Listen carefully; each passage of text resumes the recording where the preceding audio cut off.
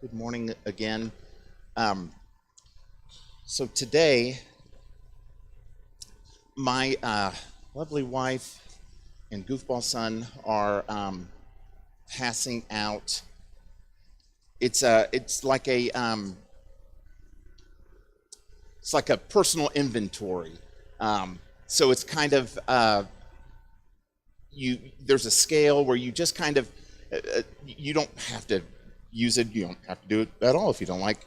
But or do it. Okay.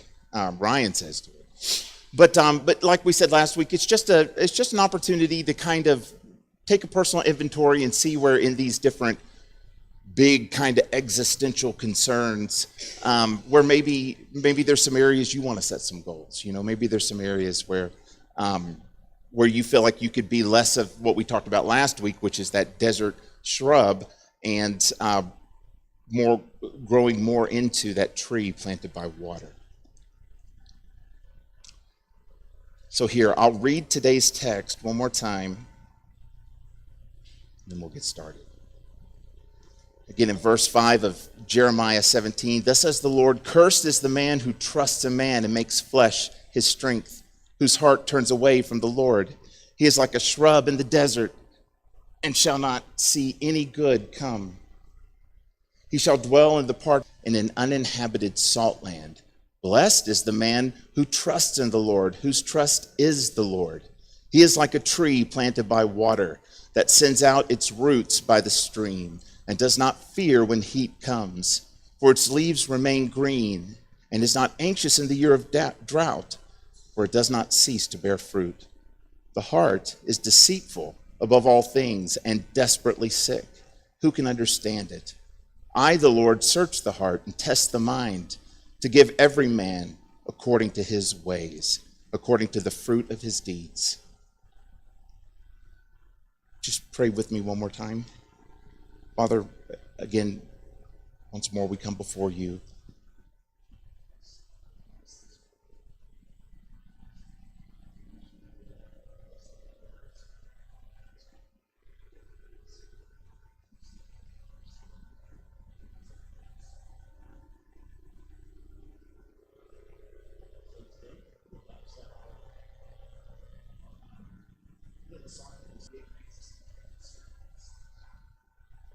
So, thought I'd introduce one more idea to you guys.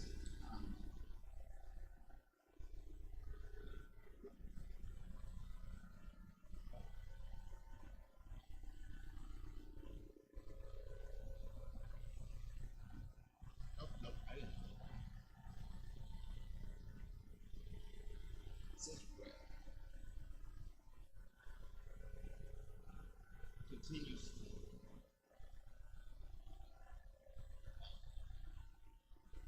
Well, I'll just talk loud. My wife says that. I'll pretend like this is a store where I'm supposed to be quiet.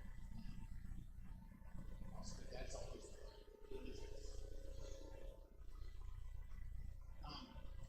Kids in the room, do you guys know what the word relevant means? Who said yeah? You know what relevant means? Yeah, it means like it's important, right? Like it sticks out to you. It's relevant. I guess you kind of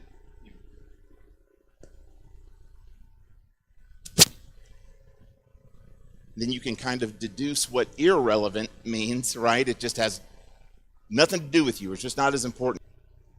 We experience this relevancy detector. All the time. So you imagine, for example, you're at a busy party, you hear 100 conversations going on at once, and that's fine. It's kind of like you're in a car with with the scenery driving by. Like you notice it, you're aware of it, but it doesn't strike you as particularly relevant. It doesn't grab your attention. It's just kind of a little bit of a blur. But then across the room, you hear your name mentioned, right? Or you hear something that has to do with your job, or you hear a particular interest, or something that makes you anxious. And then it's like the car comes to a halt, right? And all of a sudden, what was in your periphery is now right in front of the window, right? So if I say Stephen, I just tested his I just tested his relevancy network because he looked up. Now, if he had not looked up, that would have meant his relevancy detector was off. So, so well done, Stephen. You passed the test. Yeah, I'm here for you. So now the problem is, what if your relevancy detector, the thing that detects what's relevant for you, what if it malfunctions? So for example, what if there are vital things that are extremely important to your life and your relevancy detector just leaves those important things in that blurry scenery that's going by? You notice the things, but they don't strike you as important. They don't have like a weightiness to them. They don't catch your attention. What if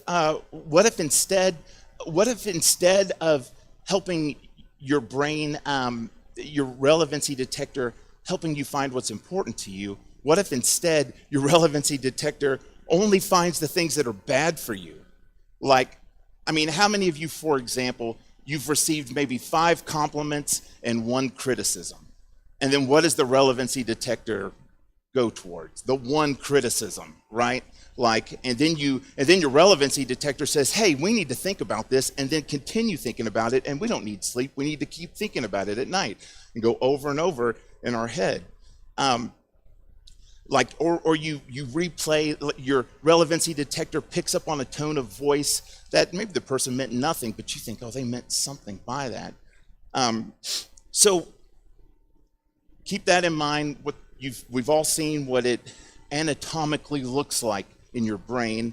So we'll come back to this idea of a relevancy detector. But first, let's look at our text, Jeremiah. Last week we looked at the desert shrub that dwells in parched places. That's the person who their tap roots are not rooted in the Lord. Their tap roots, the taproot of that we've been going over in our series, the taproot of meaning and meaningfulness, of solitude and isolation, and the taproot of freedom, the taproot of life in the midst of death.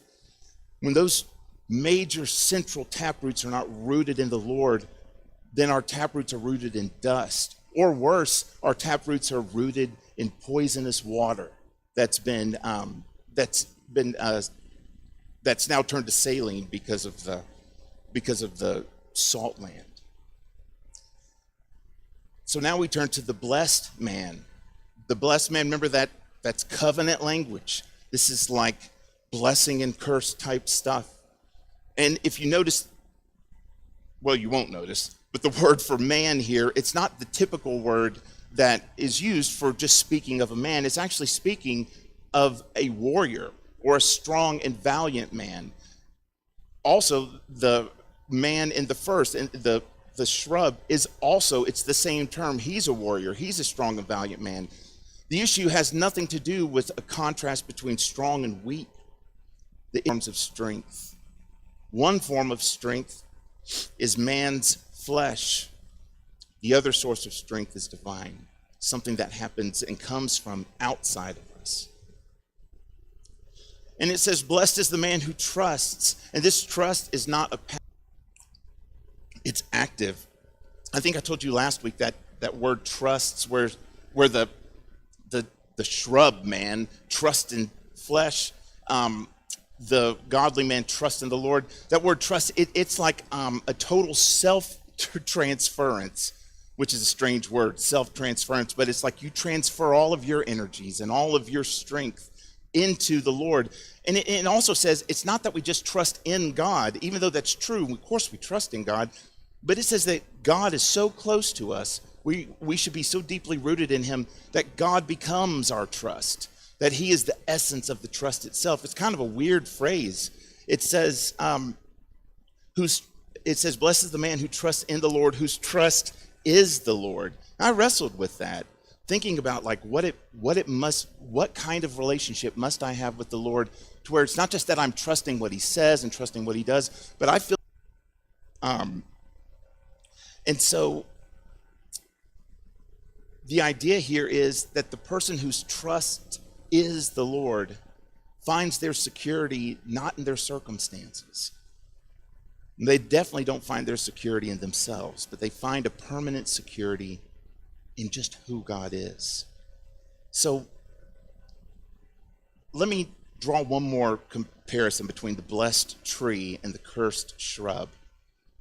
It's not like one is in the desert and the other is in some valley of like a lush, flourishing valley or something like that, a protected area in the desert. The blessed man and the cursed man are both in the desert, because it even says for the blessed man that he experiences the heat of the desert, and he's not anxious in the year of drought. So there is drought. So it's not just saying that the blessed person is just happy-go-lucky, that they don't suffer. So I want us to notice that we all have the same temptation of where to plant our tap roots, like to either plant these tap roots of meaning and so forth in the Lord or in ourselves. So let's just notice a couple things here about the blessed man. It says here that he is like a tree planted by water. So notice that it's a tree that's been planted. It's not a tree that just naturally grows beside the water. In other words, we don't accidentally just become godly. Like, we don't accidentally just put our trust in the Lord. Oh, hey, I woke up trusting the Lord today. No, it's an active planting. I made a funny picture of this too, but I don't know if it's up there. But it's of a tree like stepping into the water, because we're kind of like that in the text. We're like trees that plant themselves, so to speak. We can either plant ourselves in, yep, that's it. See, it's like the Ent from Lord of the Rings. Yeah, AI did that. Isn't that kind of funny? All right. We're not going to accidentally plant ourselves in living water. The desert will always be more appealing, just like Egypt was always more appealing. It was just certain. It was just familiar. So I want you to notice that this intentional placement, this means that in this realm of death, in this desert land where no good comes, in this desert land where there is no life-giving source except for this water, it means that when we plant ourselves in the Lord as the source of our life, then that means we trust him with our lives. We trust him with our deaths. I mean, the tree is still going to die one day, right? But it's going to die a flourishing tree. It's not going to die a desert shrub. But they're both going to pass. They're both going to go through heat and drought. They're both going to experience death. And so that brings us to that first existential point, is how do we approach death? Are we going to be in the face of such unbelievably painful reality, in the face of such realities as death and decay and loss and futility? Are we going to be the people that actively choose to root ourselves in the Lord? And then notice what it says next. It says, so he's like a tree that plants itself by the water, and it sends out its roots by the stream. When it says sending out its roots, that means it's accessing all the areas of the source of life. That includes connection with others. Like, connection with others is one of the sources of life that God gives us, right? So by joining together in worship, by singing these songs together, by listening to the word together, that's us sending out our roots. That's us being connected to one another. And the same for solitude. Even through solitude, we send out our roots through prayer and Bible study. But this is an idea that this is not just some isolated tree that holds up to itself like the shrub. This is a tree that branches out or roots out. And we also see that it's a meaningful existence for this tree because it bears fruit. It's productive. It's purposeful. It bears the fruit it was put on earth to bear. So we see that that's the third existential concern. We want to know that there's meaning to our lives, that we bear fruit, But of course, we tend to do that in our own strength, and we end up in the desert. And then finally, there's true freedom. True freedom. There's a freedom to accept our responsibility. And we know why. Because it says here that this tree, this man, does not fear when the heat comes, for its leaves remain green. And it's not anxious in the year of drought, because it does not cease to bear fruit. We're freed from that frantic search to find meaning and make sense of our lives. We're freed from all that anxiety. We're freed from all that fear. I know many of you are sitting in here thinking, I don't feel free from my anxiety. We'll get to that.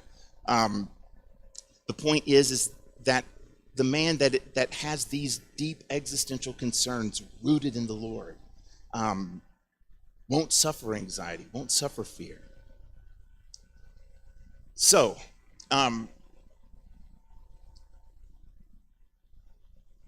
let's think about it like this. If God has given us a relevancy detector, so we'll bring that topic back up. If God has given us a relevancy detector, then the question is, who's running that thing? Like, who's running the salience network in your brain? You know, what is driving it? What's choosing to pay attention to some things and not others? Well, the answer is in verse 9. It says, the heart is deceitful above all things and desperately sick. Who can understand it? It's our heart that runs the relevancy detector. And let's see what it says about our heart. It's deceitful. And nothing against people whose name is Jacob, but the root of the word deceitful is the same root as the word Jacob. It means heel grabber or trickster. Your heart is not a benevolent guide. It's a trickster. Your heart is not even morally neutral. It is bent towards distortion, and it's bent towards, haven't we all felt just outmaneuvered by our thoughts and outmaneuvered by our hearts?